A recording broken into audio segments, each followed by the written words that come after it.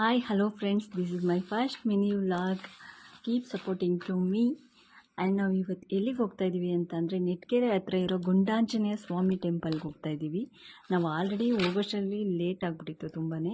ಅದರಿಂದ ನಮ್ಮ ಅಕ್ಕನ ರಿಯಾಕ್ಷನ್ ಹೇಗಿತ್ತಪ್ಪ ಅಂತಂದರೆ, ಈ ಜಾತ್ರೆಯ ವಿಶೇಷತೆ ಏನಪ್ಪ ಅಂತಂದರೆ ತುಳಸಿ ಹಬ್ಬದ ದಿನವೇ ಈ ಜಾತ್ರೆ ನಡೆಯೋದು. ಗುಂಡಾಂಜನೇಯ ಸ್ವಾಮಿ ಟೆಂಪಲ್ ಬಂದುಬಿಟ್ಟು ನೆಟ್ಕೆರೆ ಹತ್ರ ಇದೆ.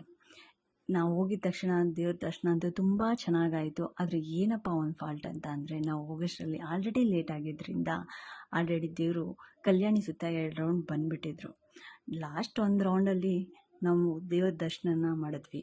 ಆ್ಯಂಡ್ ಅಲ್ಲೇ ಇದ್ದಂಥ ಕಲ್ಯಾಣಿ ಹತ್ರ ಸ್ವಲ್ಪ ತಲೆ ಮೇಲೆ ನೀರು ಹಾಕ್ಕೊಂಡು ಆ್ಯಂಡ್ ಅಲ್ಲೇ ಇರುವಂಥ ತುಳಸಿ ಕಟ್ಟೆಗೆ ಸುತ್ತ ಒಂದು ಪ್ರದಕ್ಷಿಣೆ ಹಾಕಿಬಿಟ್ಟು ನಮ್ಮ ಮನಸಾರೆ ಬೇಡ್ಕೊಂಡು ಪ್ರಾರ್ಥನೆ ಮಾಡಿಕೊಂಡು ಕೈ ಮುಕ್ಕೊಂಡು ಅಲ್ಲಿಂದ ಪ್ರಸಾದ ಸೇವನೆಗೆ ಅಂತ ಹೊರಟ್ವಿ. ದೇವರ ಪ್ರಸಾದ ಅಂತೂ ತುಂಬಾ ಚೆನ್ನಾಗಿತ್ತು. ಪ್ರಸಾದ ಸೇವನೆ ಎಲ್ಲ ಆದಮೇಲೆ ಒಂದು ರೌಂಡು ಜಾತ್ರೆ ನೋಡಲೇಬೇಕಲ್ವ.